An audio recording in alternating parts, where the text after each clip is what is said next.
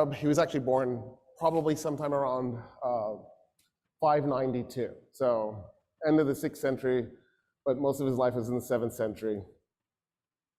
And experiences taught me, and for those of you who've had me before, that I should never start my stories at the beginning. I need to start my stories way before the beginning. So that's what I'm going to do. And that's in part because I want to make sure that I ground him firmly in the period that he's in.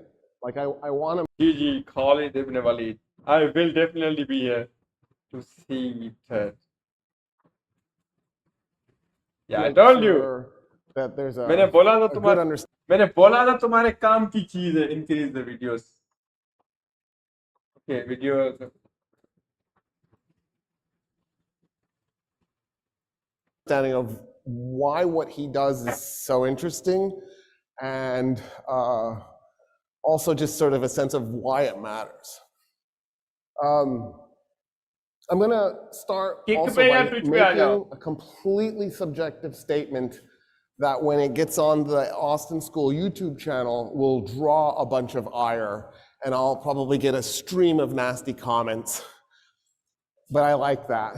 So, and it is this, that Khalid ibn Walid was one of the 3 greatest warriors of all time. And that's one of the reasons why I want to cover him, is because I just want to do a profile. Decrease my volume. My volume is decreased. अब मैंने थोड़ा कम कर दिया मेरा. File in a person who, if you're interested in warfare, it totally embodied warfare. So this is a talk about war. And I'll probably also get a little bit of flack for over-glorifying war, which is cool too. I'm okay with that as well. For the record, when I was at the University of Maryland University College, in their history department, we were trying to create a war history department. So this is part of my mental illness. So having said all this, I want to start by actually attacking the way history is taught in the United States. And the reason is because of the way we structure Western civilization courses. So if you take Western Civ 1 and Western Civ 2, the general idea, and most of the textbooks are set up this way, is that Western Civ 1 will cover everything till 1492 or 1648, whatever arbitrary year they picked to stop Western Civ 1. And then Western Civ 2 will be everything since 1648. So in other words, we're going to spend 16 weeks talking about the first 5,000 years of Western civilization. And then we're going to spend 16 weeks talking about the last 350, which is based on 2 really big flaws. The first is sort of a proximity bias. Because the last 350 years are closer to us, they therefore must be more important, which is definitely wrong. For example, the outcome of one of the British defeats, there were multiple, in Afghanistan in the 19th century. But the defeat in Afghanistan in the 19th century, was it in the last 200 years? The British have been beaten 4 times, 2 times in the 19th century. And so it's closer to you, but it has a much smaller impact than that event 2,000 years ago, the Battle of Actium.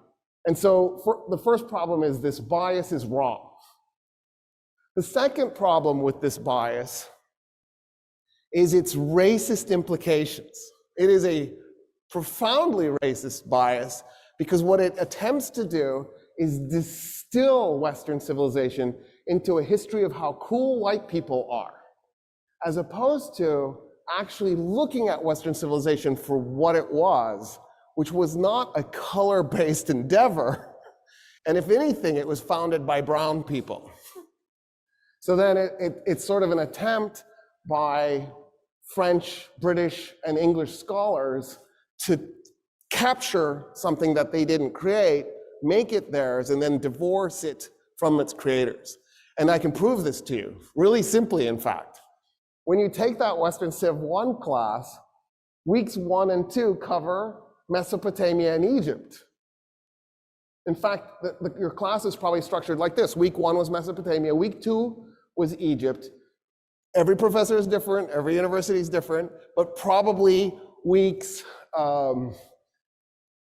3, 4, 5, and 6 were Greece. And then maybe 7, 8, 9, 10, 11, 12, 13, 14 were Rome. And then 15 was the medieval period, which is 1,000-year span of time, covered in 1 week. And then week 16, the first part of the modern. So if they went to 1648, they went to that, right, in that last week. The reason why this is rooted in a profound form of racism is because of the following. The class admits that Western civilization was created by Iraqis and Egyptians. It starts in Mesopotamia and Egypt. It admits that. And then it pretends that Western civilization got up and ran away and began inhabiting Italy and Germany and England and never again ended up in the Middle East, which is preposterous because all the Middle East could ever do as the founder of Western civilization is simply evolve its Western civilization. Do you see what I'm saying?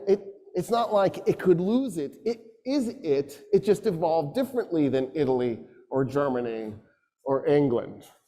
But it doesn't make it any less Western Civ. And so the way we teach Western Civ 1, where we do 1 week, maybe 2 weeks on the medieval period, actually takes this to the next level. Because I'm going to talk about an event that takes place in that. We act as if the medieval period, which we call the Dark Ages, only took place in Europe. And in fact, we've renamed the birthplace of Western civilization the Middle East, as if it's in the East, when it's clearly not in the East since it birthed Western civilization, right? And then we ignore everything that was happening in the Middle East during the medieval period. And let me just give you an idea of what was happening in the Middle East during the medieval period. So while Europeans had no indoor plumbing and no paved roads, and their life expectancy was 40, and the way they took care of their waste was they would do it in a chamber pot and fling it into the street. ये waste की बात बता रहा है मतलब जब वो time period था उसमें वेस्ट क्या कर रहा था वेस्ट के बंदे अपना शिट जो होती थी वो अपनी बाल्टी से लेके अपनी वो विंडो से फेंक देते थे. Oh my God.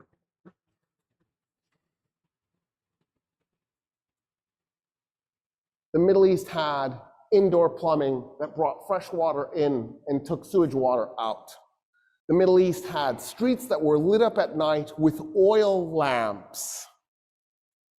In part because I want to set the mood, show you the technology that was available at the time, and then tell you why what follows.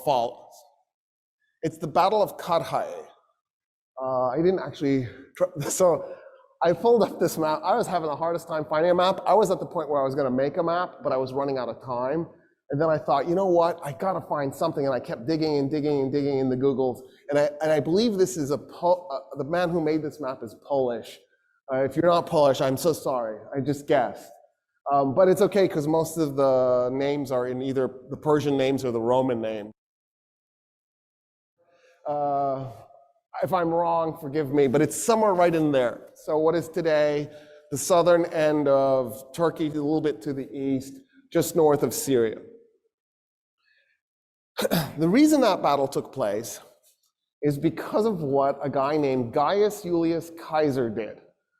You guys incorrectly call him Julius Caesar.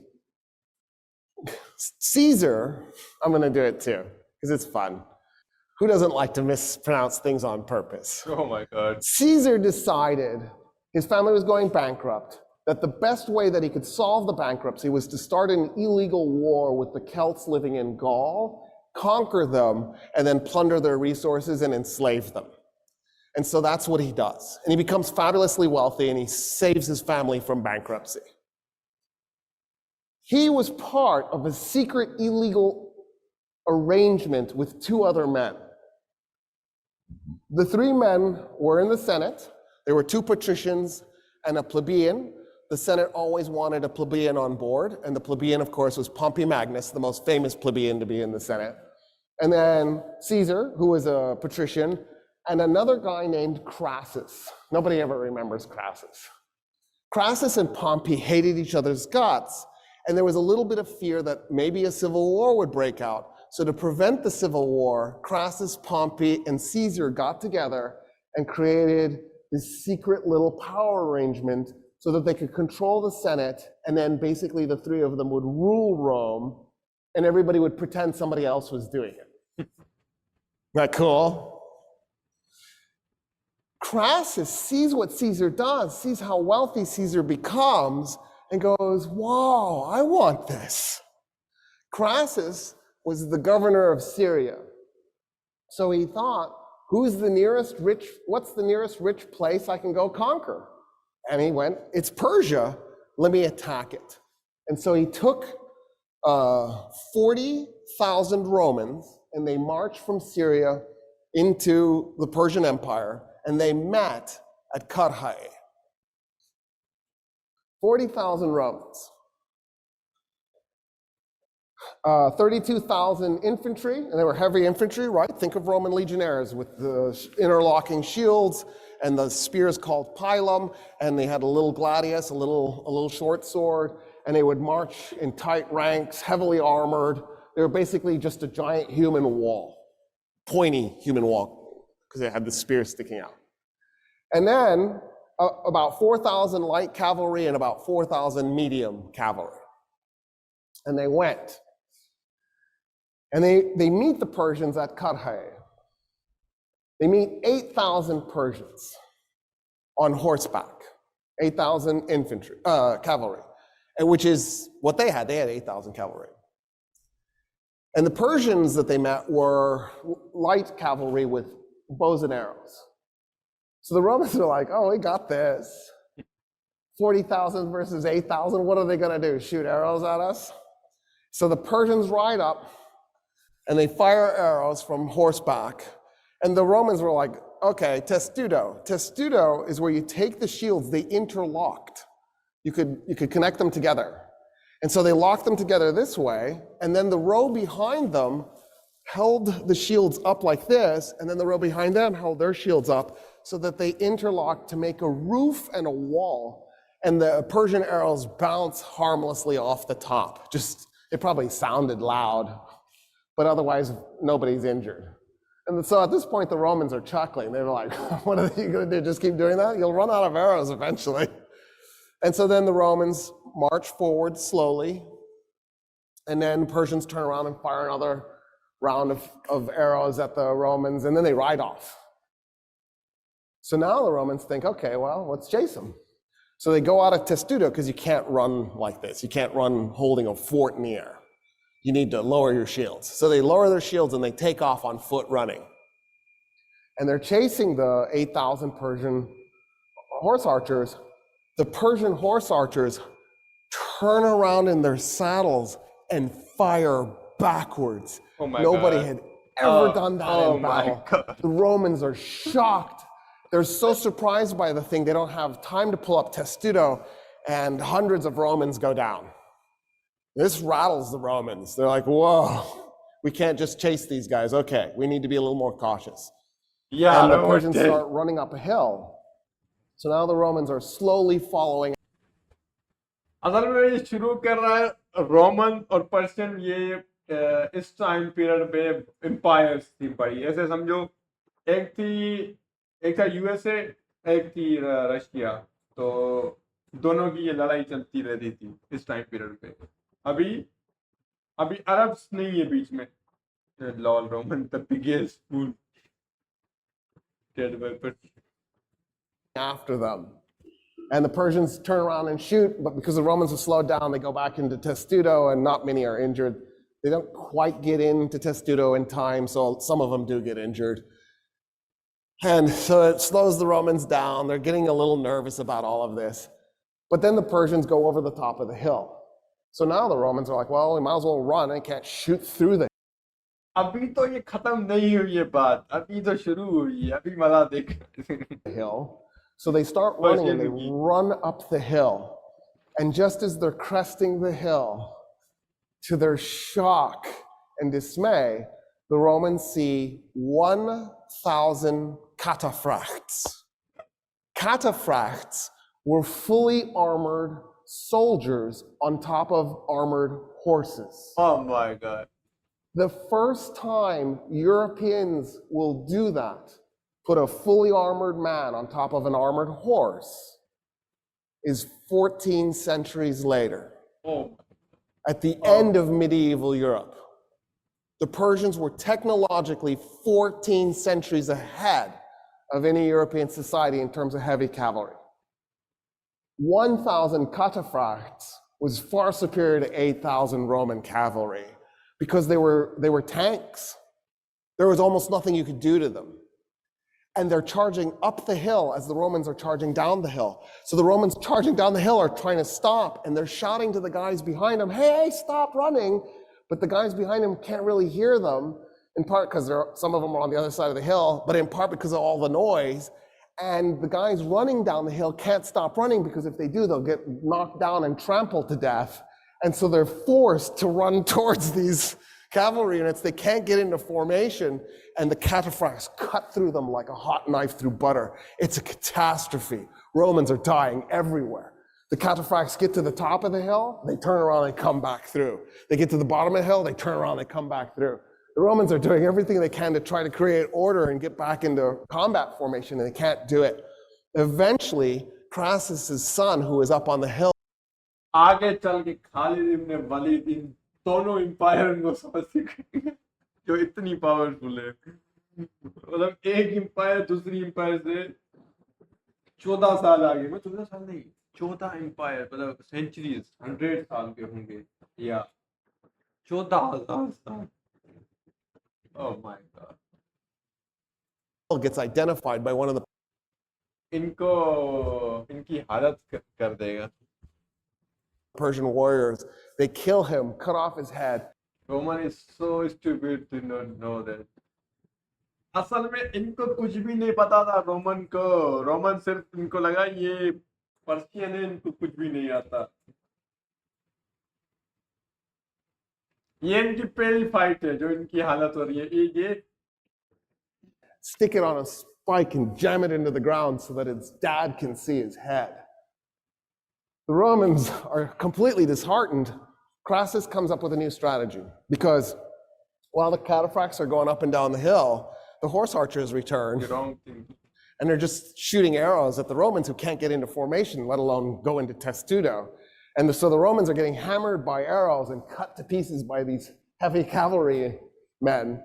And so he decides, you know what we'll do? We'll just fight this until the Persians run out of arrows. Oh my God. That's a bad choice, guys. It's always a bad day when your goal is to get the other side to run out of ammo because they're shooting at you. You know what I mean? It's also a really bad day when the Persians brought 1,000 camels loaded. 1,000 camels with arrows, guys. With 1,000 arrows. हर मतलब horse के ऊपर 1,000 piece है typically each. They had 1,000,000 arrows. And as the Persian horse archers are firing their arrows, the camels just ride up to them and hand them more. For all intents and purposes, 1,000,000 arrows versus 40,000 men. Like the Persians had an unlimited supply of ammo. Crassus's strategy is a disaster. And the Persians, 9,000 soldiers are tearing these Romans to pieces. The only thing that saves the Romans is the sun goes down. And the Persians and the Romans basically call it. They break up into camps to eat and cook and then go to sleep. In the morning, Crassus comes out and he says, let's talk. And the Persian general, his name was Suren. He's on horse. And Suren says, there's nothing to talk about. He had a stick with him. He draws a line in the ground and he says, this side is Persian, this side is Rome. that line is the Euphrates River. And Crassus goes, no. And when he does, one of the Roman soldiers freaks out, reaches over and grabs the rein of Suren's horses, and the fight starts again.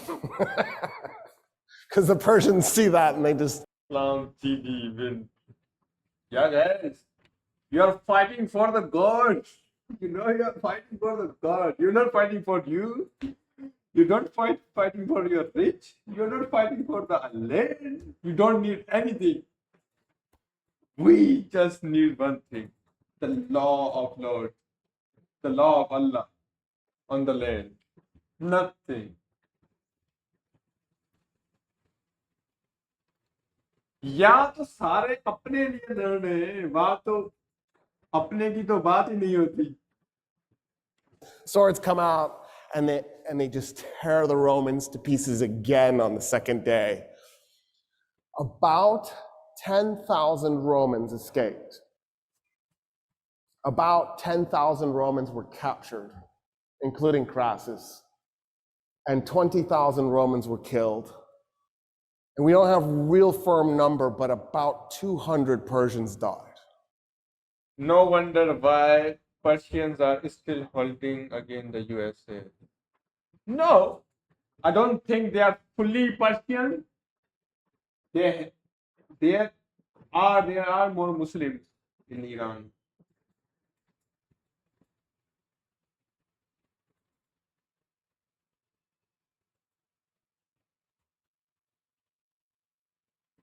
When you outnumber the enemy 5-1 and they kill you at a ratio of 100-1, that's a bad day. That's a bad day. I mean not Iran. Bro, Iran is the Persian. You know they are still known to use as a... नहीं, असल में वो तो issue है ना. Persian सिर्फ वो अपने एक होते हैं, एक है, कैसे समझाऊं तुम्हें, जैसे अरब सिर्फ अरब बन गए हैं, ऐसे ईरानी अब सिर्फ पर्शियन बन गए हैं, मतलब मुसलमान नहीं बन रहे. ये इवेंचुअली लॉस करेंगे, हार जाएंगे. इनका माइंडसेट अपनी ब्लड लाइन से के लिए लड़ना है. वो माइंडसेट नहीं है गॉड के लिए लड़ना है. वो माइंडसेट वो अलग चीज है. वो हमें मालूम पड़ेगा इसमें.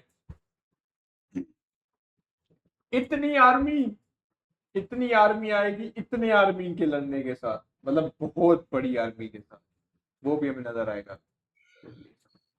They wait until the Persian emperor shows up. His name is Orodes.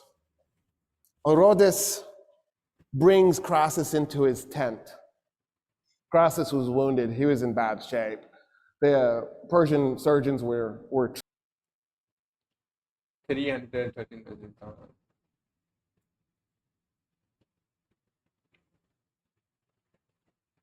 वो मैं आगे चल के खालिद इब्न वलीद जब लड़ेगा तब की बात कर रहा हूं. जब पर्शियन रोमन ये दोनों इंपायर साथ मिल जाएगी और खालिद इब्न वलीद एक होगा, मतलब एक ऐसे, मतलब उसकी आर्मी होगी. ये दोनों इंपायर है. वो एक, I am giving an example.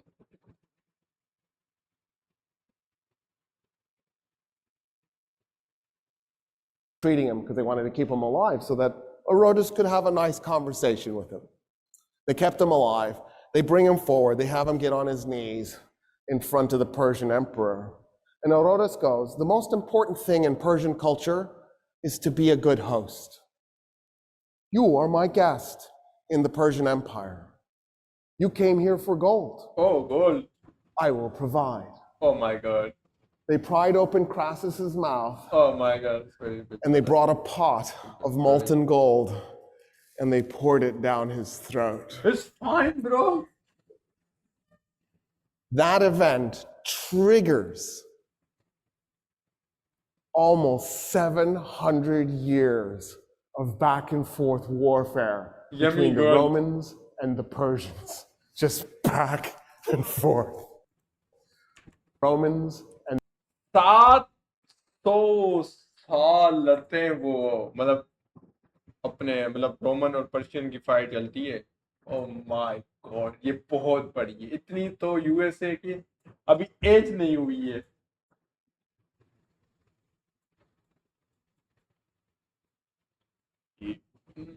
USA को भी कितने साल हुए? 300 साल।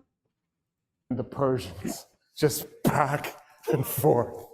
या उससे भी If कम you हुए। were to take all the fights and sum them together, the Romans managed to keep, so this is the border between the Romans and the Persians. They managed to keep something like this for most of that time period because For 1 month, you are not a demo, you are honorable, respected brother. Bro, there's a bad thing. तुम wicket वे खेलते हो तुम, ये तुम्हारी चीजें वो नहीं होगी, acceptable नहीं होगी। I don't the accept it. Romans had a fantastic navy in the Mediterranean.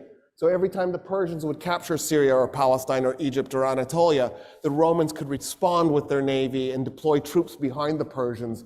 And then that made it so the Persians could never really hold any land to the west of their empire. But as a general rule, the Persians usually won.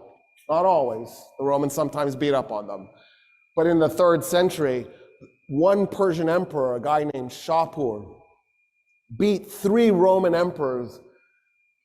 And in fact, so badly, he captured 1 Roman emperor with 2 whole intact Roman legions. He was the first emperor, Roman emperor, Your 1 month sub starts now. ever captured alive in battle. Crassus was not an emperor. He was a member of the Senate, and he was a governor, but he wasn't an emperor. The first captured Roman emperor ever was Emperor Valerian. In case you wanted to know that. Rome gets into really big trouble. In fact, so does Persia. They both get into really big trouble. In fact, all of Western civilization gets into really big trouble. And the reason is because of Indonesian fishermen. You know how they can go rogue. They're so dangerous. The Indonesians had discovered there were a bunch of islands through the middle of the Indian Ocean, and you could hop from island to island. So even though they didn't have truly ocean-worthy vessels, they had vessels that were ocean-worthy enough, you could get between the islands. And that made it so that you could start in Indonesia and head towards Africa, crossing the Indian Ocean, and you can island hop your whole way across. And before they knew it, they were on this really big island to the east of Africa called Madagascar. And when they got there, there were no humans living on Madagascar. They were just lemurs, our ancestors, but no humans. And they went, geez, let's set up a colony. And they did. And they began growing rice on the colony.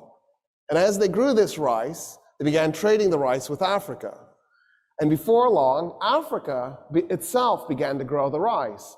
And as they traded with other people, the rice began to spread across Africa until it got to places like Egypt. And before you knew it, rice was growing in Mesopotamia. And before you knew it, rice was growing even in southern parts of Europe. The reason why this is a problem is because to grow rice, you flood a field. And when you flood a field, you create a place for mosquitoes to grow. Malaria-bearing mosquitoes. And malaria ends up tearing up the entire region from Spain to Iran. Populations. Respected sir, I could kindly want to start that the month of Ramzan, so please refrain from any kind of unnecessary entertainment like gaming or song viewing. Song is okay, I will not play it. Gaming is going to happen, bro, but not bad gaming, just gaming. The life expectancies absolutely plunge. If they were 40, 45, they dropped to 20, 25. Oh my God. And as a result, Rome's population goes into dramatic decline, and so does Iran's. And they're just barely scraping by. And then, as if that's not enough, there's an outbreak of the bubonic plague. It's frequently called Justinian's plague in the middle of the 6th century, and it tears Rome and Persia to pieces. The bubonic plague does this really weird thing where it looks like it's on an 800-year cycle, where it'll be dormant for 799 years. It'll wake up, tear through the human population for a year, maybe 2, max, and then go dormant again. When I say tear through the human population, the last bubonic plague outbreak, which was 1348, killed 40% of Europeans in a 1-year span of time. Oh my God. 40%? It killed 60% of Middle Easterners and North Africans in that same year. So just put this in perspective, we're running about a 2% fatality rate with COVID, not a 50% fatality rate. And then the bubonic plague goes back to sleep. For those of you doing the math real quick, it's 6.5 centuries. We got a century and a half left. And then it'll kick into high gear. I'm assuming this pattern isn't going to go away. I don't know why it would all of a sudden. It's happened so many times now. I think we're on 4 or 5. So that's comforting to know. So by the time we get to the 6th century AD, the populations of both the Roman Empire and the Persian Empire are dramatically reduced. There are just simply fewer people living, which means less food, smaller armies, and a terrible economy. The Romans are barely making it. So some of you might be a little confused because you've been taught that Rome fell in 476. And I want to just restate, Rome did not fall in 476 AD. Rome fell in 1453 AD, and that's nonsense. All Rome did was reunify so that there was only one emperor, and the capital was Constantinople, which in this map is spelled with a K. Cool? So, there was a Roman emperor, his name was Mauricius, but of course we mispronounce everything, so I'll just say Maurice. Maurice. Mauricius is so much better. Yeah, Mauricius. Emperor Mauricius had sided with a Persian trying to become the Persian emperor in the middle of a Persian civil war. His name was Khusro II. And when Khusro succeeded, he felt like, since Mauricius had helped him so much, he had to work with them, and they became friends. And then a Roman general named Phocas. Isn't that a good name? Like, because you know, like you're distracted and your parent shouts, "Focus!" It's just the perfect name for a kid. General Phocas was really angry because Mauricius had allowed a group of Phocas's men to get killed in an ambush, and he held this really nasty grudge. Eventually, Phocas ends up in Constantinople, and he murders the Roman emperor and makes himself the Roman emperor. So now Phocas in 602 AD is the Roman. आपकी ये speed कितनी है? Roman emperor. Depend किस मस्जिद में जा रहा हूँ. Khusro II, the Persian emperor, is outraged that his friend Mauricius has been killed like this. And so Khusro declares war on Rome to avenge the death of his friend and to depose Phocas. Initially, the Persians have some successes, but they don't last. And the war sort of drags on, and a bunch of nothing gets done. And then there's an uprising within the Roman Empire against Phocas. That uprising is led by a man named Heraclius, and Heraclius eventually takes over and becomes the new Roman emperor. The problem is this war now has a life of its own, and so even though Phocas is taken out of the picture, and in effect Khusro II gets his way, it doesn't matter anymore. They're in the war, we're just going to go ahead and fight it out. And to make a long story short, a Persian general, his name was Shahbaraz, See where there's parts of the Roman Empire that they have vertical lines through them? Shahbaraz carved that chunk of the Roman Empire off and began ruling it himself, basically, because he eventually himself rebels against the Persians. And so there actually ends up being 3 empires. One empire that stretches from Egypt to Armenia, ruled by Shahbaraz, the Persian Empire to the east and the Roman Empire to the west. Eventually, Heraclius makes a deal with Shahbaraz to try to make him the new emperor to end the war. Heraclius actually ended up raising Shahbaraz's son. His name was Nicetas, and he raised him as a Christian. And so Emperor Heraclius is thinking Nicetas will eventually become the Christian ruler of the Persian Empire. अभी असल में ये एक buildup कर रहा है story का, मतलब खालिद इब्ने वलीद कौन सी एम्पायर को फतेह करेगा, मतलब आफत चीजें होंगी, उनको मारेगा. Empire, the struggle between Rome and Persia will finally end. And so he pushes really hard, backs Shahbaraz. Shahbaraz finally takes over Ctesiphon, the Persian capital, in 628. So this war went 26 years. He takes over the Persian capital, becomes the Persian emperor. He even mints a coin with his face on it, and 40 days later is stabbed to death. But the war ended, so that was good. It's just the goal wasn't achieved. 628. And this is where the intersection takes place between the story I wanted to tell you and the background that I gave you. In 610, in Arabia, so if you went right off the map to the... This is Yatrib. ये अतरिब लिखा है, अतरिब हुआ है. ये असल में है मक्का, ये नहीं, ये है मदीना, ये है मक्का, क्योंकि मक्का लिखा हुआ है. South, that's where Mecca is. And then Stephen's going to scroll down for us, right there, where it says Makkah.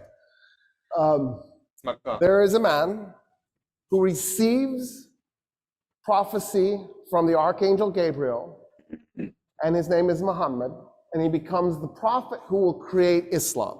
I'm not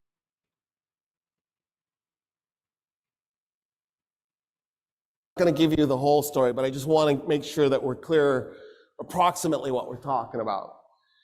In 622, the people of Mecca kick him and his followers out. So for 12 years, he built his religion in Mecca. He's kicked out by the Meccans who hate his religion, in part because they're worried that his religion is going to interfere with their prophets, but also his religion might replace their religion. When the Prophet Muhammad created Islam, his original goal was to take Christianity and Judaism and reunite them. No, it was nothing like that. We all Muslims know it's not like that. No, it's nothing about the Judaism and Christian combining. It's whole world. It's all about the whole world.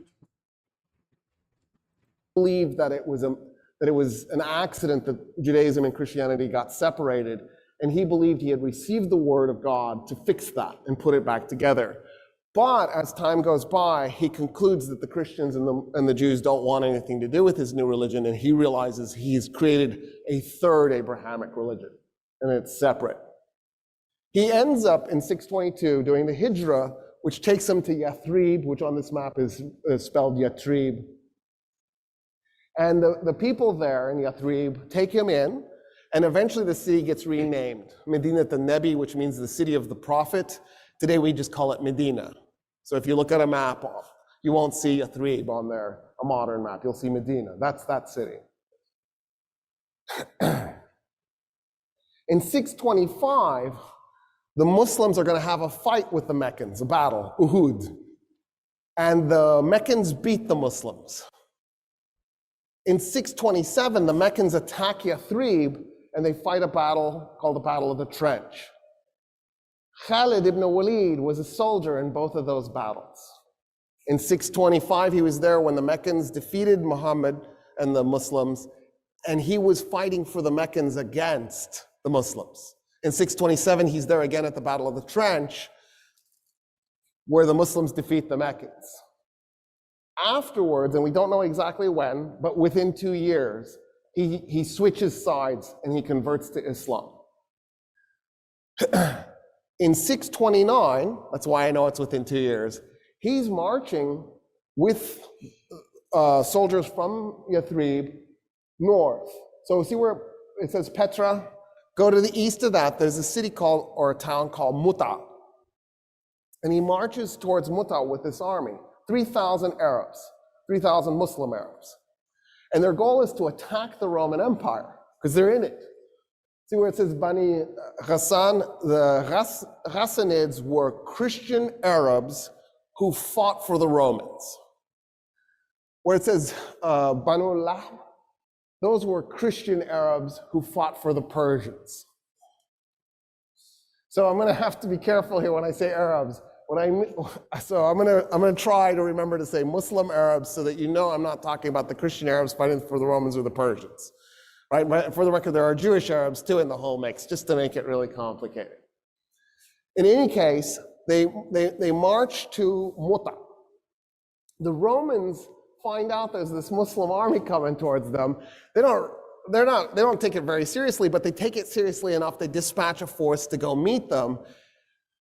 We don't know the exact size of the Roman force. I would bet you like a dollar, maybe $1.10, that it was about 10,000 soldiers. Sources from the time period said it was 100,000. I find that really hard to believe because the Romans were having so much trouble fielding a force. And why would you bring 100,000 men to fight 3,000 men? It seems unlikely. But anyway, the number is probably 10,000, maybe 20,000. It's not 100,000. So the Arabs are deployed, the Muslim Arabs are deployed against Christian Arabs who are fighting for the Romans. And the Romans outnumber them probably 3 or 4 or 5 to 1, maybe 6 to 1, maybe 7 to 1. It's bad. And they fight instead of running away like they should have. And they get the crap beat out of them. And the Muslim Arabs are just in bad trouble, and they keep retreating. One commander after another dies. Finally, the last commander turns to Khalid ibn Walid and goes, I want you to figure out how to get us out of here. And hands him the banner to put him in command of the Arab army, the Muslim Arab army. And what Khalid ibn Walid does is he'll take soldiers and he'll give them a banner, and he'll have them sneak around a hill at night. So they're behind the hill.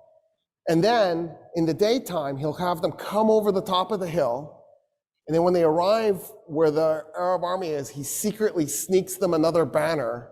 They sneak around the backside of the hill, and then they'll come over the top of it again. And then he gives them another banner, and then they'll go around the back of the hill and they'll come over the top. So the Romans watching this are like, man, look at all the reinforcements they're getting. And it was just the same group of guys that just kept marching in a circle around this hill.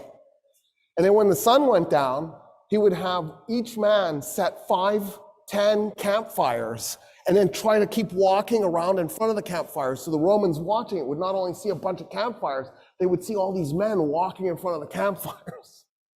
And he just kept doing these tricks. And what it did was, नहीं, इससे थोड़ी अलग चीज थी वो मक्के की। उसमें उसने ऑर्डर किया था सारे आदमी चूल्हा अपना खुद चाड़ेंगे। मतलब जंग में क्या होता है, इतनी बड़ी आर्मी होती है तो एक बड़ी बनता है, मतलब सबके लिए बनता है तो फूड वो फिर वो एक चीज में बनता है। नहीं, उस टाइम पे ऑर्डर ये किया गया सारे लोग अपना अपना बनाएंगे फूड। वालेकुम सलाम। तो क्या हुआ, 10,000 लोग थे लड़ने के लिए। 10,000 लोगों ने 10,000 आगे आग चलाई। मतलब वैसे तो how fast is going, great, वो ग्रेट, बट इलेक्ट्रिसिटी की वजह से मेरी स्टीम खराब चल रही थी। that kept the Romans. और दूसरी बात, तो 10 असल में मतलब 10,000 लोगों के लिए कितनी आग जलेगी।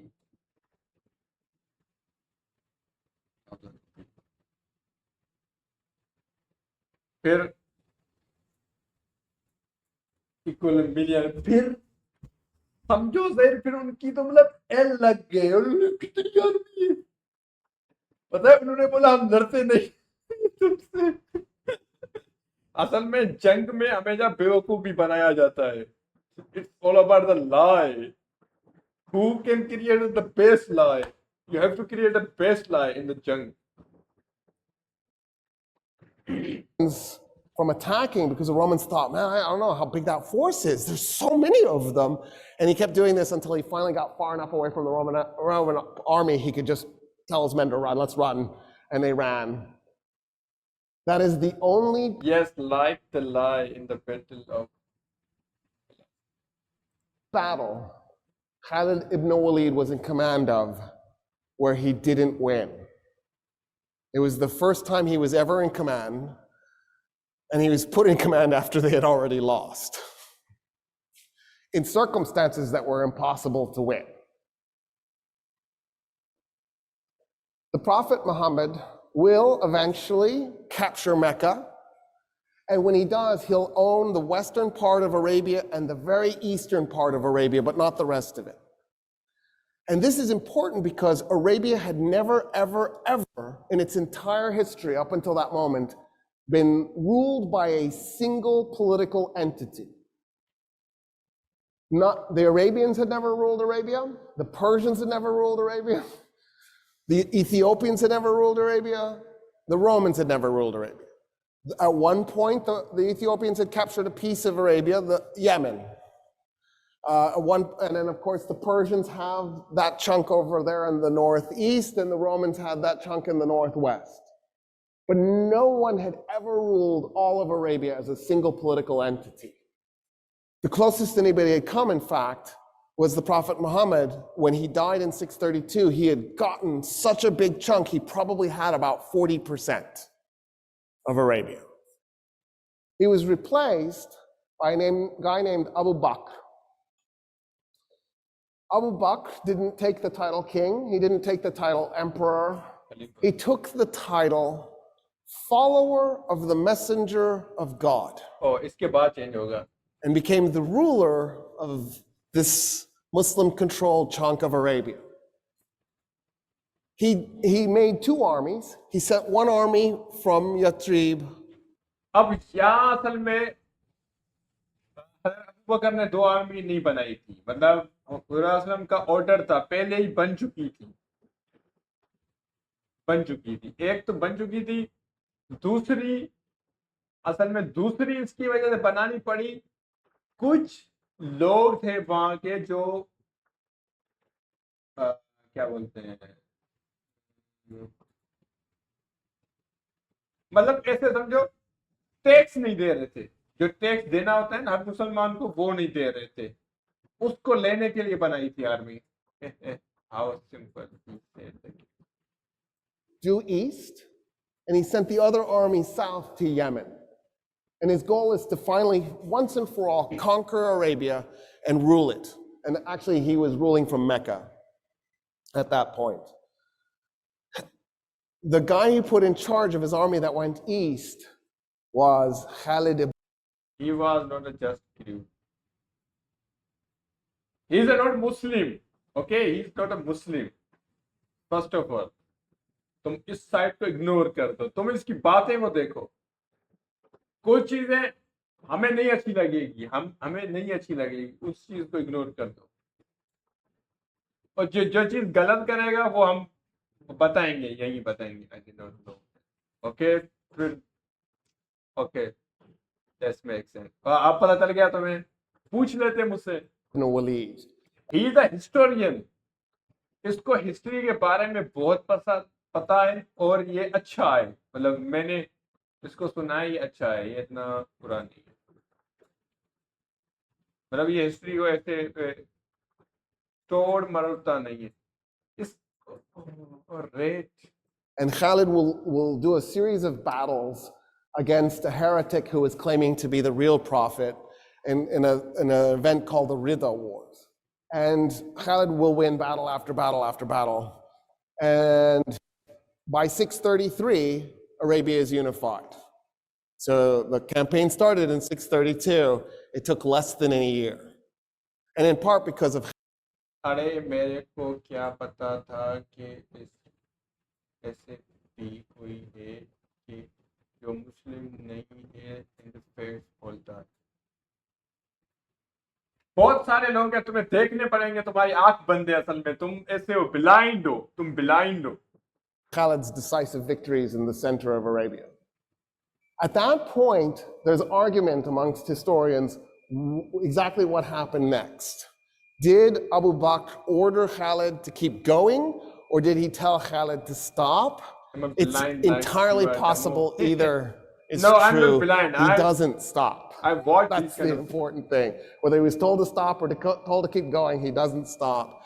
And he goes towards the very southern tip of Iraq.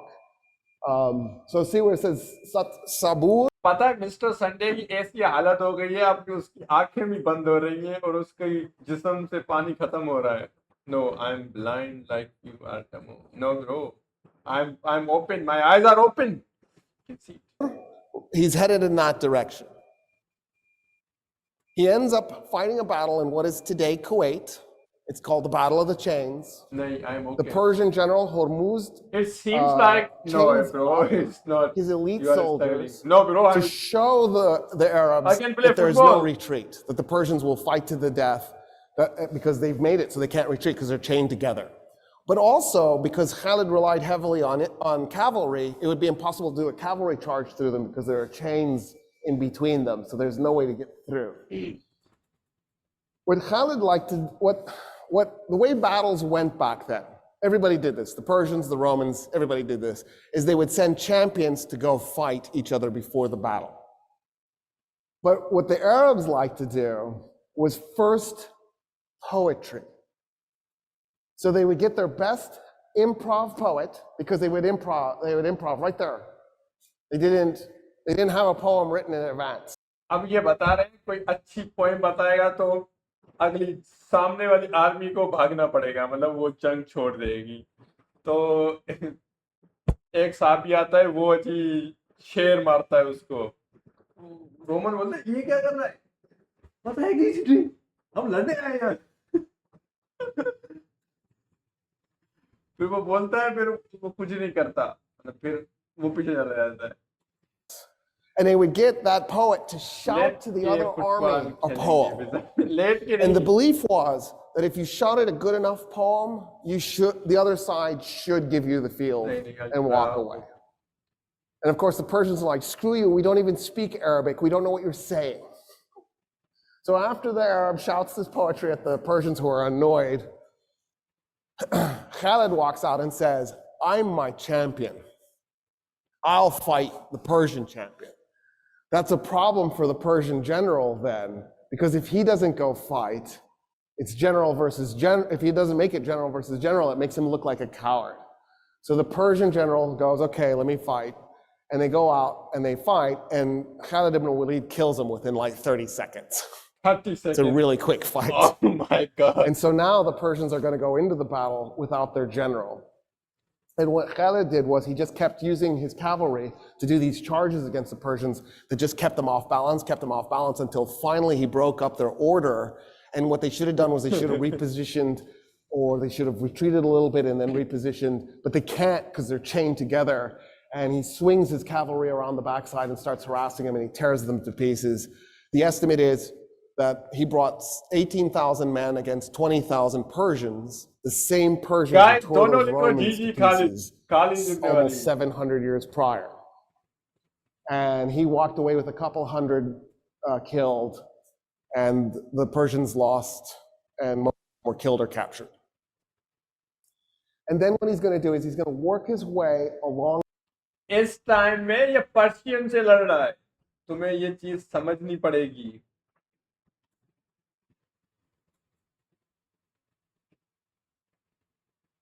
तुम्हें ये चीज समझनी चाहिए, जो रोमन को मतलब धूल चटा चके हैं, उनकी हालत कर दी है उन्होंने, उनको डिफीट कर दिया है अभी। the western नहीं bank मेरे of the घर Euphrates River, जाएंगे। and his goal is the city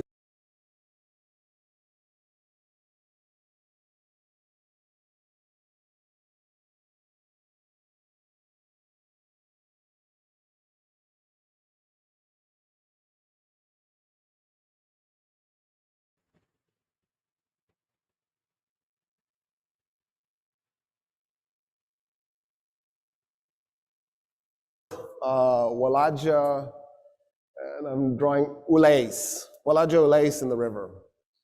And one of the battles, I don't remember which one, well,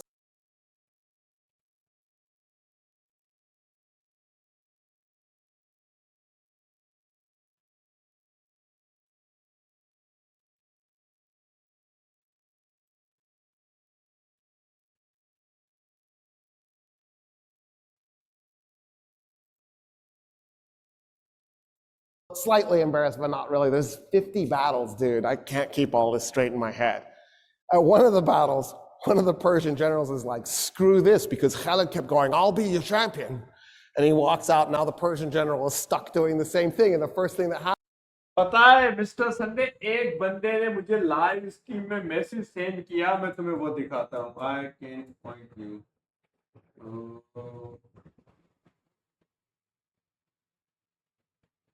game नहीं खेलना, रमजान का महीना है। What happened? I got black screen bro, something happened bad with my happens in the opening moments of the battle is the Persian general gets killed.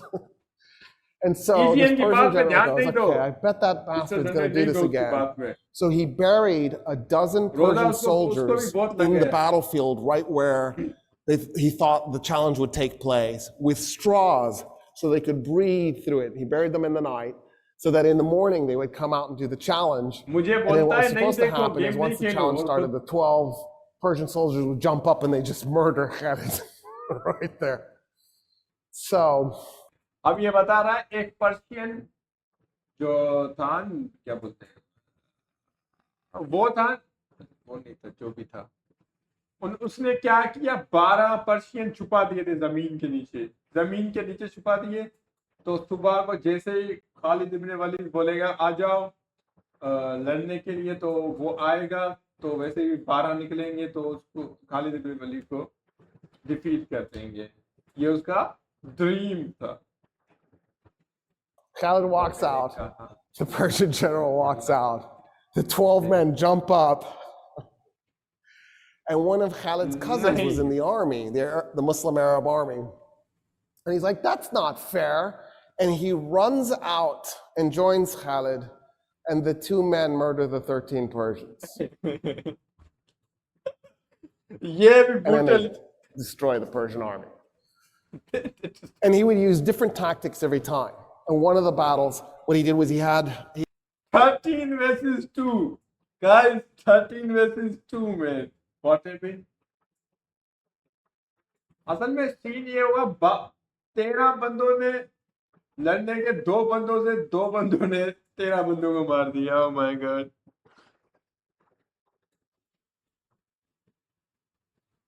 he'd snuck 2 cavalry units behind a hill, and the Persians were in between his men on the other side of the hill and his army, and he just kept slowly backing his army up and making a circle, a half circle out of it. So the Persians would kind of go into the middle, and then he signaled his cavalry that came riding over the hill, and they attacked the Persians from behind, completely surrounded, destroys them. He captures Hira, and then on the way, so see where it says Peraz Sabur? That is Anbar, the city of Anbar in Iraq today. He's heading towards that place. That's where he wants to go. तो क्या खिलाओगे अफ्तारी में? पानी पिलाऊंगा। पानी पिलाएगा ये, हमें सिर्फ पानी पिलाएगा। And he's going to fight 3 battles, one after the other, हमें in अफ्तारी में करेगा, succession. हमें डिनर कराएगा। And here's what he does. So there were 60,000 Persian soldiers in 3 separate armies, 20,000 each. And they're coming for him. And by this point, he's down to 15,000 men. because even though he keeps winning, he's still taking losses. So it's going to be 4-1 odds if he lets those three Persian armies merge together. And he's thinking, I don't think I can beat 60,000 men with 15,000 men. So if I'm going to win, I'm going to have to attack them piecemeal. I'm going to have to hit each of the three Persian units before they get together. So he races his army as fast as he can towards the first one. But first, he cuts his army into three 5,000 man units.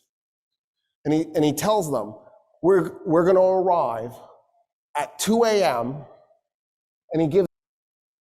अब जो ये बात अब सुनाने वाला है ये next level है। खालिद इब्ने वलीद तीन जो आर्मी होगी, तीन आर्मी उनको डिफीट करेगा वन बाय वन करके। और कैसे? अपनी आर्मी के तीन टुकड़े करके। तीन उनको बोलेगा ये आर्मी जो है वो यहाँ मिलेगी हमें, तीनों को हमें इस दिन में इस रात को यहाँ पहुंचना है और इनको डिफीट करना है। और जिस टाइम में ऐसे समझो वो जीपीएस भी नहीं था, जीपीएस के बगैर। Gives them a date like 2 weeks in advance.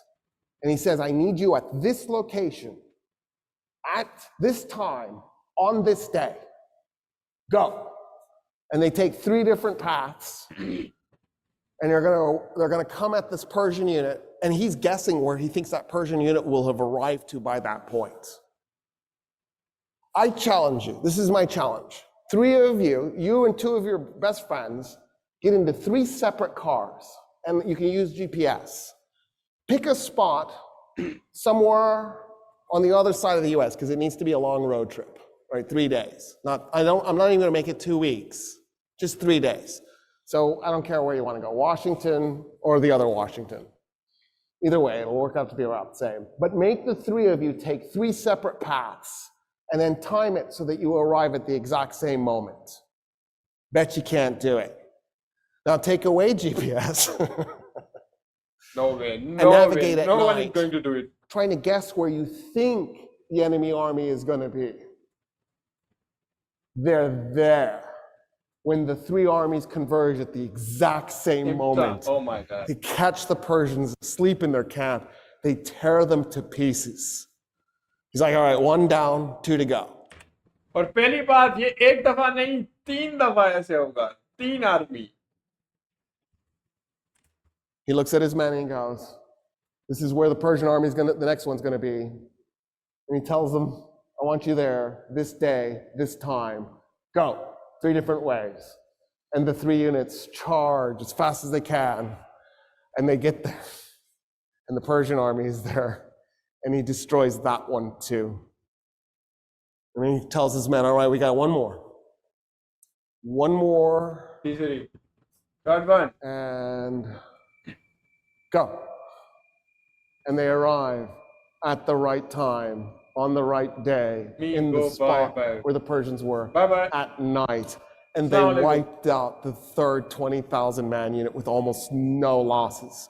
They dispatched 60,000 men in a maneuver that I bet a contemporary military force would never be able to execute, let alone 3 times in a row. Guys, literally, मतलब जो असल में ये सारा week का सफर है, week की बात है, मतलब सारी चीजें वीक में अंदर हो रही है। खालिद इब्ने वलीद मतलब समझो वीक में एक आर्मी से लड़ते हैं, फिर अपनी आर्मी को ऑर्डर करते हैं हमें अब इस जगह पे पहुंचना है, दूसरी आर्मी हमें यहाँ मिलेगी।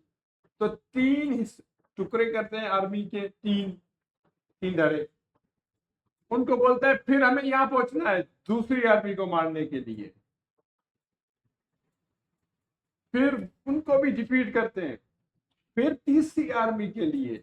ओ माय गॉड, मतलब ये मुझे लगता है ये इस टाइम पीरियड में भी नहीं हो सकता। It's not possible, it's like it's almost impossible.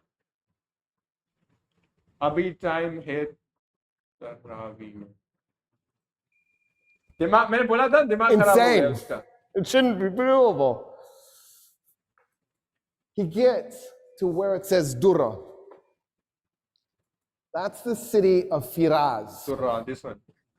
Firaz was the border between the Roman Empire and the Persian Empire. The Persians and the Romans hated each other's guts. They had been fighting each other 628 plus 52, right? मैंने It was बोला था 53 इथियन को BC, बहुत लग गया यार Battle of खुदा. Carrhae, but there's no year zero, so you have to subtract one. That's why I'm doing 52. So what is 28 plus 52? 80. For 680 years, the Romans and the Persians had been fighting each other. मोटा Can you बालू comprehend पागल हो गया. 680 years of warfare? Like, I don't even know what that means. What does that even mean? By the time Khalid ibn Walid gets to Firaz, the Persians and the Romans looked at each other and went, you are no longer the enemy. We have a new enemy. I don't know where these guys even came from. Because you have to remember, at this point in time, the Persians had been an empire for 1,200 years. And the Romans had officially been an empire, calling themselves an empire, for 600 years, but they had been imperial for the 300 before that. Because even before Rome was an empire, it owned Spain, it owned North Africa, it owned Syria, it owned Turkey, it owned Greece, right? And so you have 900 years of imperial history for the Romans and 1,200 years of imperial history for the Persians. There's 21 centuries between those two empires. And they're also technologically the most advanced civilizations on earth. And they had massive populations compared to the Arabs. They're down because of malaria, but the Arabs don't have any rivers. They don't have the agricultural capacity to support large populations. The Arabs are outnumbered, they're out-technologied, they're out-moneyed. Nothing. They're out-experienced, they're out-equipped. And Khalid, in one असल में time ये सिर्फ जो अरब थे इस time में अपने आप लड़ते थे. जो भी फाइट होती थी अपने आप होती थी. कभी इतनी बड़े लेवल की एम्पायर लेवल की फाइट उन्होंने कभी की नहीं थी आउट लेवल जाके. ना कभी सोचा था. year has captured Iraq. Our military was there for 8 years. We didn't capture anything. We captured IEDs in the face.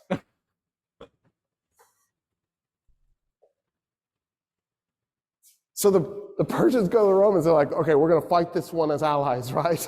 And the Romans are like, yes, yeah, we're good. Because in the meantime, an Arab army has attacked from this side and is trying to get to Jerusalem. And so the Romans know that the Arabs, you're outnumbered, you're out-technology, you're out-moneyed, and you're facing two empires. Do you attack both at the same time? That makes no sense, but it's exactly what they are. मतलब समझो इतने छोटे island ने Russia और USA के सामने लड़ रहा हो, दोनों, और वो बीच में आइलैंड हो. इमेजिन करो, जस्ट इमेजिन. उनका तो मतलब बोलेंगे हम तो मर जाएंगे. Arabs did. They attacked the two oldest, most powerful empires at the same time, even though they were outnumbered by one, let alone both. And so the Romans are like, yeah, we'll work with you. So at Firaz, the combined Roman and Persian armies, which by the way was largely made up of Christian Arabs, not completely, but there was a huge contingent, probably about 50,000 Christian Arabs. The combined Persian and Roman army was 150,000 men. Oh my God. Against 15,000 Muslim Arabs. 15,000. कितने कम थे? 15,000. वो 1.5 लाख बंदे. Oh my. So Khalid arrives. Khalid is on the east bank of the Euphrates. The Persians and the Romans are on the west bank. There's a ford and a bridge, which is convenient if you're moving an army. What are you watching? We are watching about the Khalid ibn Walid, the fighting. It's crazy. It's crazy. Yeah. 1.5 lakh के साथ 15,000 लड़ने वाले लोग. Oh my God. And so Khalid needs the Persians and the Romans to cross the river to fight. So he very politely, शायद वहां आ जाओ और सुनाओ रोजा है तुम्हें नहीं है रमजान चल रहा है तो होगा तुम्हें मैं होप करता हूँ तुम्हें होगा वहां आ जाओ who is at the stream शायद is in the stream शायद को मैं बोल रहा हूँ आ जाए किक पे आ जाए शायद किक पे आ जाओ जॉइन किक तुम्हें यहाँ लिंक मिल जाएगी backs his army up from the bridge in the ford and split it into 3 5,000 man units. He liked that. And he put one upriver, one downriver, and then pulled the other one away from the river. And he just waited. So the Persians and Romans start to cross the bridge and they're also crossing the ford at the same time. And he waits and he waits and he waits. Ew. And then he does a prayer as he's waiting. And he says, God, if you give me this victory, I will go to Mecca and I will do the Hajj. I know I'm going to die. I know there's no way we're going to defeat 150,000 men today. But that's what I will do. I'll run and I'll do the Hajj. And I'm actually happy that I get to die as a warrior here today. When 50,000 Persians and Romans had crossed the Euphrates, he blew a horn. The men that were up and down river attacked them by going along the riverbank and tried to then merge at the bridge and the ford so that they would cut the guys who had crossed off from the guys on the other side. Then what Khalid did was he took the 5,000 men who against 50,000 and he has them charge into him. And he had his men as thin as possible. And then he backs his men up. And then he charges again. And then he backs his men up. And he charges again. And every time his horses go in to those men, it compressed them a little bit. It compressed them a little bit more. So after a while, the Persians and the Romans are so compressed, they can't move their arms, they can't swing their weapons. He's just compacted them together. And they realize what he's done to them.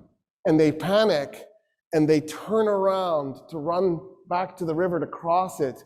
50,000 men turning all at once to stampede. You could hear the bones breaking. And then the Muslim Arabs just went in and started killing them as they're running. By the time the battle was done, 200 Muslim Arabs were dead. 50,000 Persians and Romans were dead.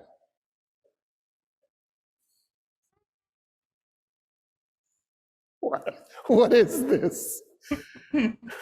That's brutality. Oh my God. Khalid's like, okay, I'm alive. That's a surprise. And so what he does is he orders his men back to Hira. So what he does is he says, okay, I need to arrive at Hira. I need to show up on top at the front of my army. But I've got to now go to Mecca to do this Hajj. So he takes his fastest horses and his best men, and they race across the desert as fast as they can. They get to Mecca. He puts on a hood so that nobody will see his face. He quickly does the Hajj. He jumps back on a horse, and he rides as fast as he can. He gets to the front of his army just as it's arriving at Hira, and he assumes the position as if he was there the whole time, and he marches his men into the city. And a few days later, a messenger arrives from Mecca, sent by Abu Bakr, the Caliph, and it said, you were spotted in Mecca. Don't do that again. Abu Bakr then orders him to invade Syria. So he's going to basically miss Dura. He's going to go south of Dura, and he's heading towards Damascus. That's his goal, is to capture Damascus. Because the Muslim Arabs are thinking if they capture Damascus, they'll get Jerusalem in the aftermath, because the Romans there'll be an Arab army north of the Roman army, and they won't be able to maintain their supply lines, so they'll just simply retreat. And that's how they'll capture Jerusalem. Khalid takes his men across this really nasty chunk of desert in a logistical feat that would be hard to replicate with a contemporary army today. He just takes his men through a spot that has no water and no food, and he gets them across. They show up in Syria, they come up to Damascus, and he captures the city. At that point, Emperor Heraclius is tearing his hair out, trying to figure out what to do, because all of this is a shock and a surprise. Nobody ever thought the Arabs were a threat. Where is this even coming from? So Heraclius goes to Antioch, which is on that map as Antiocheia, but it's Antioch. And they had renamed it Theopolis, which is City of God. And he shows up, and he's hunkered down in there, and he gets together his generals, and he decides to launch a counterattack. And what Heraclius' idea is, you send 4 Roman armies, and you catch the 4 Muslim Arab armies in 4 separate locations, and you take them out piecemeal. Heraclius does not want to ever have a situation where he's bringing all 4 of his armies together, because he doesn't have the economy to support having that many men in one location. There's just too few people. The infrastructure has fallen apart. Word reaches the Muslims that there are these 4 armies now coming towards them.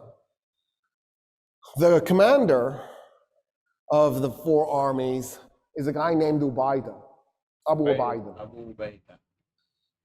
Abu Ubaidah was told that he was in command, and Khalid was relieved of command.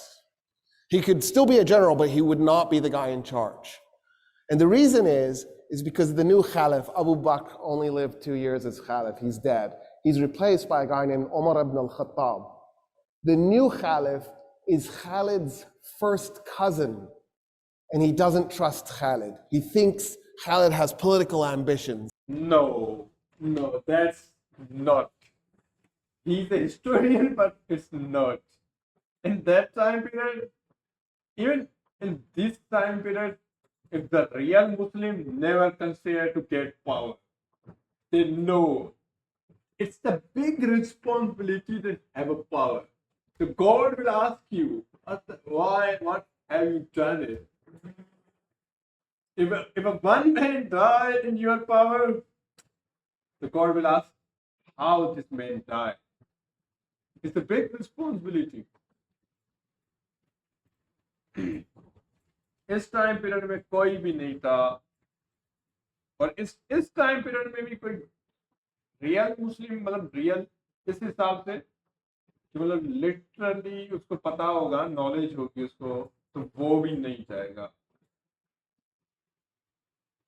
मतलब मैं मिसाल देता हूँ मेरी, मुझे कोई power दे इस time पर, लिटरली मैं 1000 दफा सोचता हूँ, पावर, रिस्पॉन्सिबिलिटी. एक बंदा मर गया, मुझसे सवाल होगा, कुछ भी हुआ मुझसे सवाल होगा, कहाँ भी चीजें फॉलो नहीं हुई, मतलब गॉड की सवाल मुझसे होगा. It's big responsibility. मतलब असल में नॉन मुस्लिम को इतना मालूम नहीं है जितनी बड़ी रिस्पॉन्सिबिलिटी है ये पावर की हमारे ऊपर. It's big, it's very big. And so he's worried that if people like him too much because he's too amazing, he'll eventually try to. असल में इस टाइम पे इशू ये था, लोगों के दिमाग में ये चीज आ रही थी, खालिद इब्ने वलीद की वजह से हम जीत रहे हैं. The real big reason is, इसकी वजह से उसको डाउन कर दिया. मतलब जो लोगों के दिमाग में ये चीज नहीं आई, खालिद इब्ने वलीद हमें नहीं जिता रहा. The God is like Allah Ta'ala is के वजह से हम जीत रहे हैं. The big reason. Become the new Khalif, and he'll do a political coup. So he demotes Khalid, but so Abu Ubaidah orders the Arab armies to head over towards where it says Al-Jabiyah. The problem is the Hassanids keep attacking them from behind, and so the Muslims try to figure out what to do. they decide to hold a conference. And then what they do is they ask an interesting question. Abu Ubaidah does, the commander. And the question he asks is, would you guys rather have Khalid in charge or me? And everybody looks at him like, you know, we feel guilty saying this, but yeah, Khalid. And he goes, me too. I would like to propose that we promote Khalid to being in command unofficially, because I'll be officially in command. But unofficially, he'll be in charge. And everybody votes yes. And so he takes command of the army, even though he can't, because he's been demoted. And he comes up with a plan. And the plan is to head back a little ways towards Damascus to get away from the Ghassanids, to a spot where the Muslim army, I don't know how I should do this. Should I aim myself like this? It's weird talking to you with my back. I'll do it this way. So on the south end of the Muslim army is this giant ravine. And then there's a plateau. It's called the Plain of Yarmouk. And the ravine is the ravine of Yarmouk. And then across from the ravine is another ravine. So you can't really use them as an army because you'd be falling off a cliff to go into them. They're really steep. So he's got his left flank, his southern flank, covered by this ravine. And they just wait, which now forces, because now all four of the Arab armies are in one location, it forces the Romans to bring their armies together, which they didn't want to do. The commander of the Roman army is an Armenian named Vahan. But a huge chunk of this Roman army, probably about a quarter of it, was actually made up of Arabs, Christian Arabs. So this is going to be an Arab versus Arab fight at some core level. Vahan brings his army up and he puts it in between the second ravine in the west and the Muslim army. On day one, he does a really light, gentle probing attack, just to try to figure out what he's up against, how the Arabs are going to respond to his attack. He's just going up and touching to figure out what's going on. The Arabs feel the pressure because they're outnumbered again. Now, this isn't Firaz level outnumbered, but it's still bad. We don't know the exact numbers, but it's probably in the ballpark that there were 120,000 Romans and about 40,000 Muslim Arabs. So the Muslim Arabs are outnumbered by about 3 to 1. And so Vahan is just sort of checking things out because he knows these Muslim Arabs are good fighters. He doesn't want to do anything risky on day one. The sun goes down, they disengage, a few hundred people are wounded or killed. It's not heavy casualties.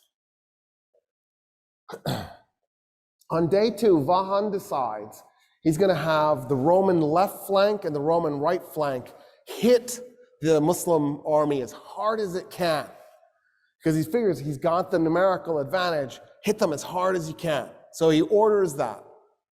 The Muslim commander on the left is a guy named Yazid, and the Muslim commander on the right is a guy named Amr ibn al-As.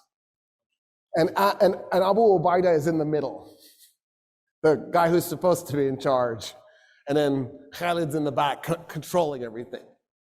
And the weight of the Roman army is so overwhelming, both Muslim flanks are collapsing. And they're in full retreat.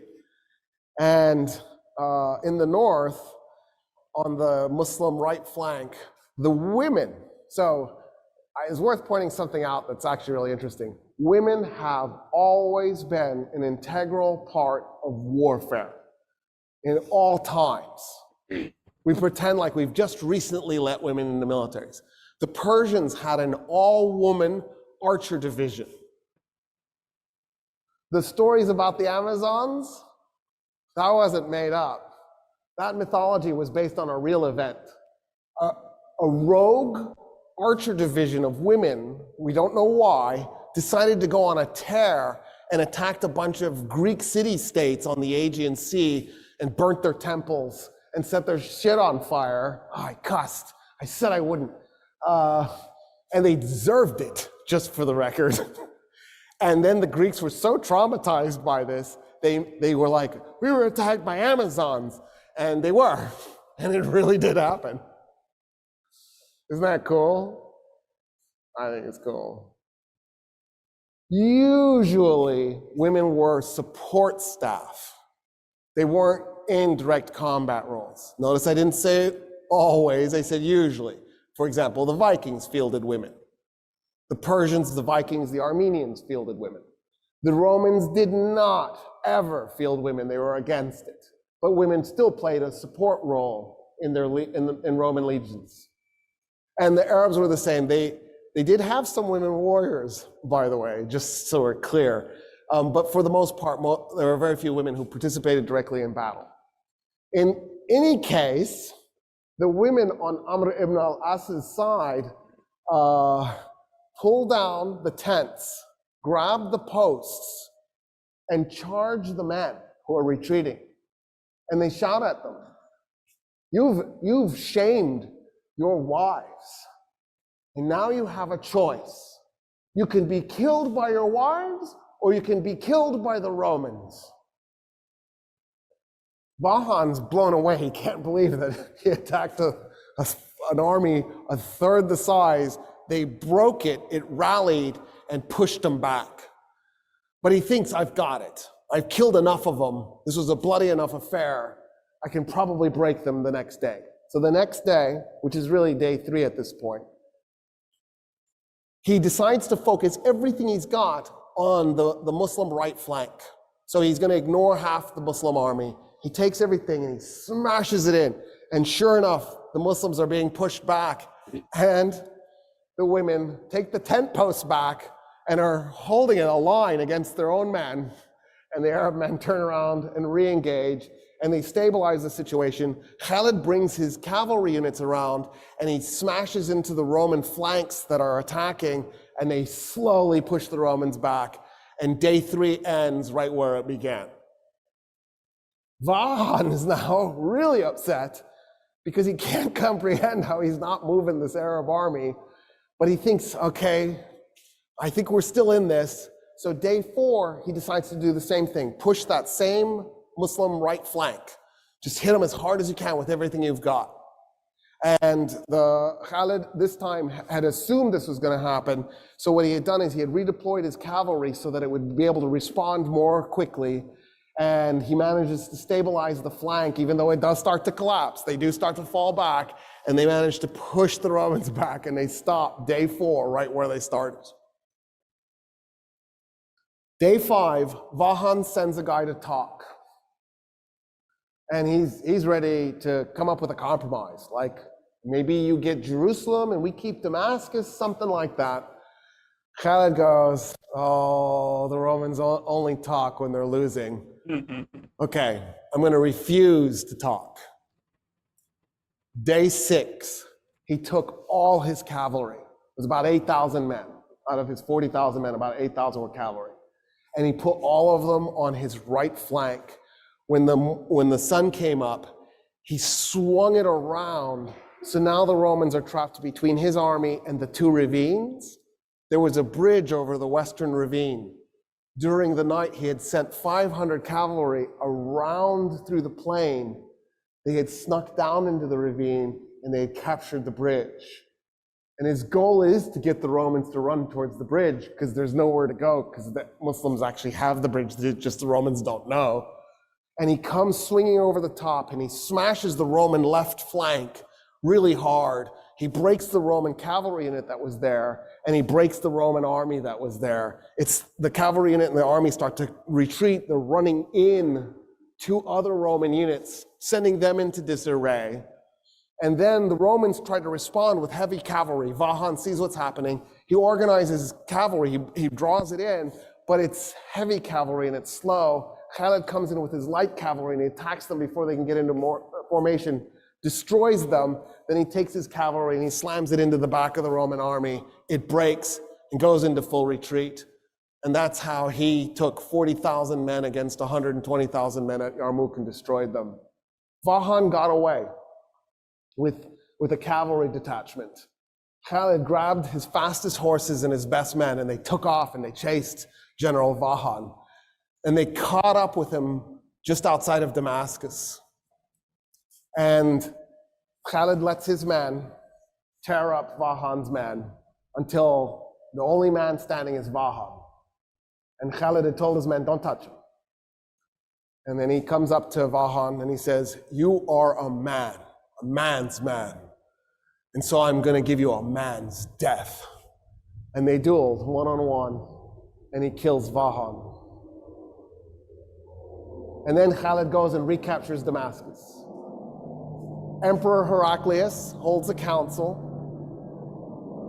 and he asks his remaining generals, what should we do? And the generals tell him, we've lost Syria, it's done. There's nothing we can do about it. And so Heraclius gets on a ship and he says, farewell, Syria. You have been a lovely province, and now you will be a lovely province for the Arabs. And he withdraws. And that was the last time, second to last time, there was a Roman army in Syria. They'll get in one more time, but they don't really keep it for long. Khalid and his army now return to Jerusalem, which on this map is Hirosulima, in case you were wondering. And when they get there, the Romans have largely abandoned it. The Roman military has. But there's enough people manning the walls that you can't get in. So the Arab army is stuck outside, trying to figure out how to get inside so they can capture this holy city. The Archbishop of Jerusalem, a man named Sophronius, by the way, a Christian Arab, a loyal Roman citizen, indicates he's willing to negotiate, but only with Umar ibn al-Khattab, the Caliph. Well, the Caliph is all the way back in Mecca. It'll be weeks before he can be sent for and then return. So they come up with a scheme. And the scheme is, since Khalid is Umar ibn al-Khattab's first cousin, he actually looks like him. So they pretend Khalid ibn Walid is the Caliph. They meet with Sophronius, and while they're talking, somebody had actually met Umar ibn al-Khattab, had met Khalid ibn Walid and knew that was Khalid. And so he tells Sophronius, you're being duped, it's not really the Caliph, it's some other dude, it's that general that's been tearing us up. Sophronius is outraged. He goes, you lied to me. And he calls off the negotiations for the surrender. So now the Arabs are stuck getting the Caliph.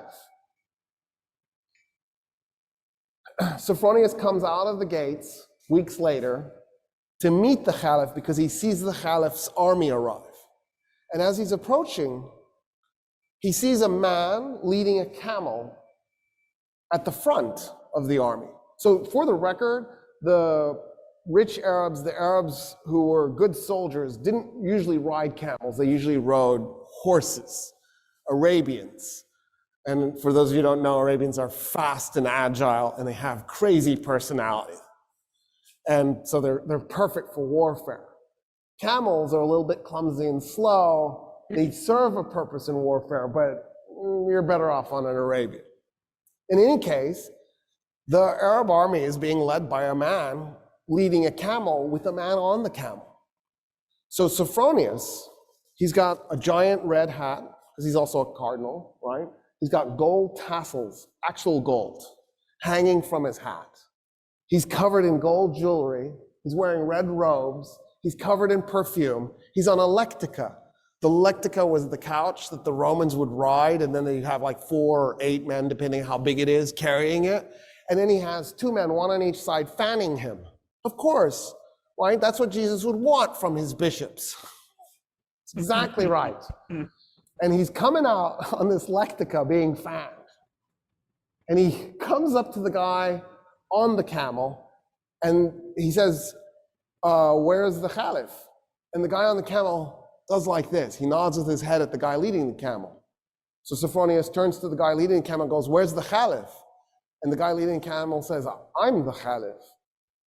And Sophronius goes, dude, you're dressed in rags. The guy's pants were mended multiple times. His shirt was mended multiple times. And he goes, no, I'm the Caliph. And Sophronius goes, you've just conquered Iraq and Syria and all of Palestine minus Jerusalem. How is it you're so poor? And the Caliph goes, well, why would I collect wealth? We're not doing this war because I'm trying to plunder anything. I'm a humble. That's the Muslim thing. Muslims don't need anything. If they like, उनको सिर्फ रहने के लिए चाहिए जो भी चाहिए मतलब जो if they fight they don't fight for anything, they fight for just the goal if they really fight. Man with humble needs. I just need good meal. And then Sophronius goes, why aren't you riding the camel? And Omar goes, that's my servant on the camel, and we take turns so that neither one of us gets exhausted. At this point, Sophronius is like, oh, what? Who just conquered us? What are these, Marxists? And so Sophronius gets off the lectica because he's shamed off of the thing. And he says, okay, I want to talk to you about our surrendering the city to you. And the Caliph says, I have an idea. Let's walk to the city and I'll tell you what I was thinking the terms would be. So we'll start there. And Sophronius goes, yes, of course. And as they're walking, Umar ibn al-Khattab says, why don't we do this? All Roman politicians leave Jerusalem. Politicians, not people. You just go. Not if you're a normal politician. people. So if you're a top bureaucrat, an officer, and you can take anything you can carry. So you can take gold, as long as you can carry it.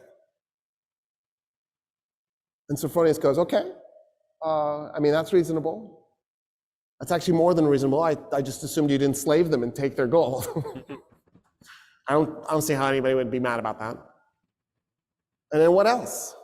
And the Caliph goes, oh no, I was thinking that's it. We don't do anything else. And Sophronius goes, wait a minute, I am really confused. So when us Romans capture a city, we enslave a segment, we plunder the city, probably a little bit too much raping too.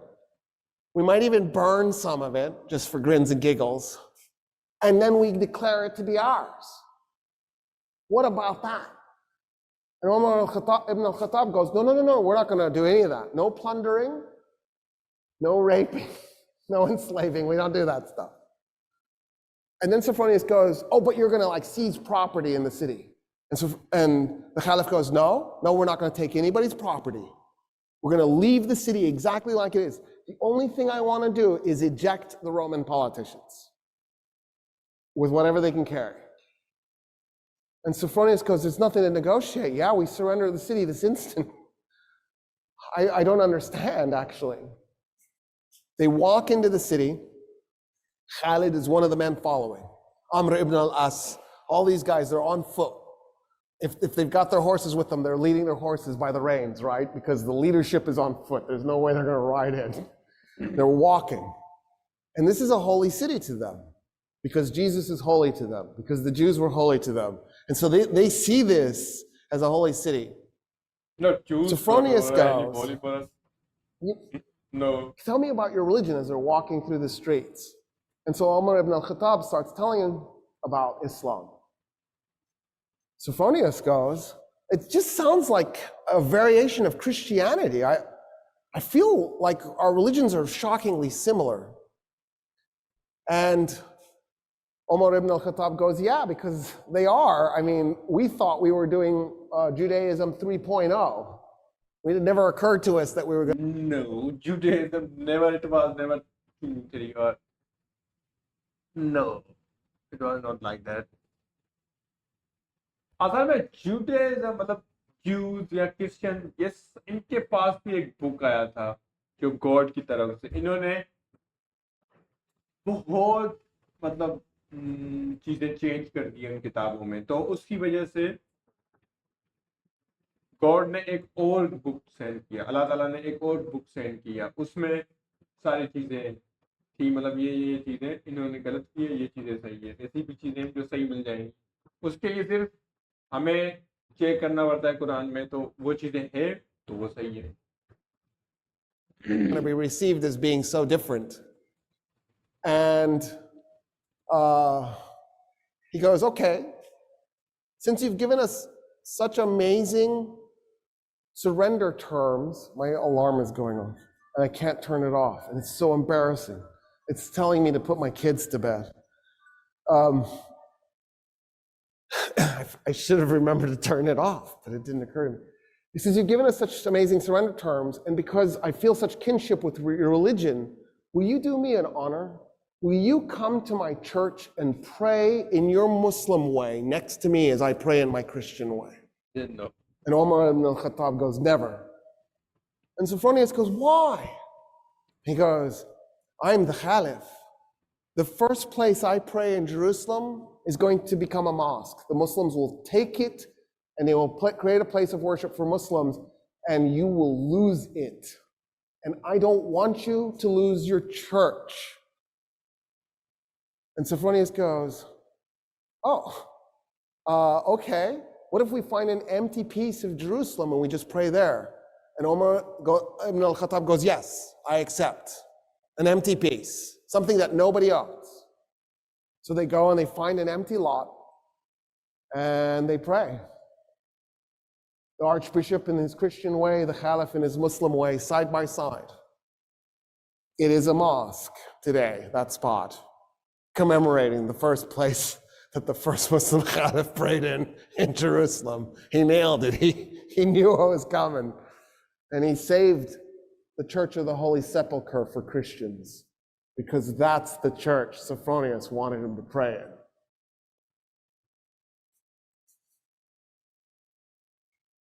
At that point, the Khalif says, I want to see the Temple Mount. And Sophronius goes, why? And the Khalif goes, because it's holy. It's holy to everybody. It's holy to Christians, it's holy to Jews, it's holy to Muslims. And Sophronius goes, nah, we haven't been treating it as holy to anybody. And Omar ibn al-Khattab goes, what do you mean? And so Sophronius says, so after we tore down the second temple of Solomon, when we conquered Palestine, we turned the Temple Mount into a garbage dump to punish the Jews. And the Khalif goes, what do you mean?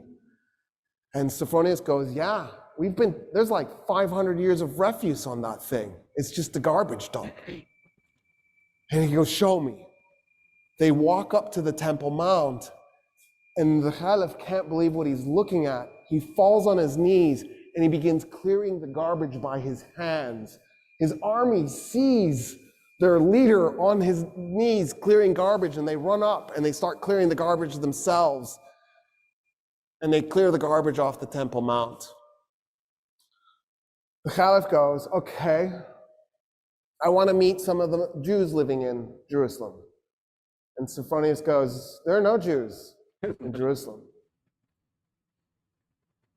And the Khalif goes, what do you mean there's no Jews in Jerusalem? The city is holy to the Jews. How could there be no Jews? And he says, well, us Christians, we pretty much murder them every chance we get. We really hate Jews. In fact, in the war we just did against the Persians, the Jews sided with the Persians. And so we murdered 20,000 Jews in Jerusalem and completely purged the city of its remaining Jewish population.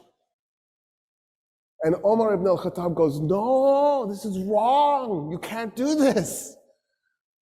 And so he turns to a convert to Islam, a Jewish convert to Islam, and he says, I need you to find me 80 Jewish families that were willing to volunteer to move to Jerusalem so we can reestablish a Jewish presence in this city.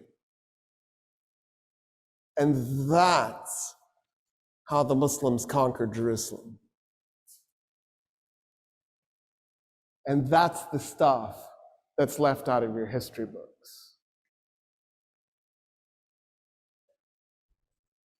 Isn't that crazy? Because isn't that an amazing story? After Jerusalem, Omar turns to Khalid and goes, I know you fought at Yarmouk, and I know you impersonated me. I really hate you. No. You're going to go to Mecca. No, it's never yet him. No. I'm done. Because now he's going to say it. I have to like this thing I'm going to make it clear. It was not like that. Never yet him. And you're going to spend the rest of your days there. No more combat for you. I'm retiring you. I actually don't think he died in Mecca. He did leave, but he never fought another battle. That was it. That was the end of his military career. He died in bed at age 50. I don't know what was ailing him. Something got him. And his final words were,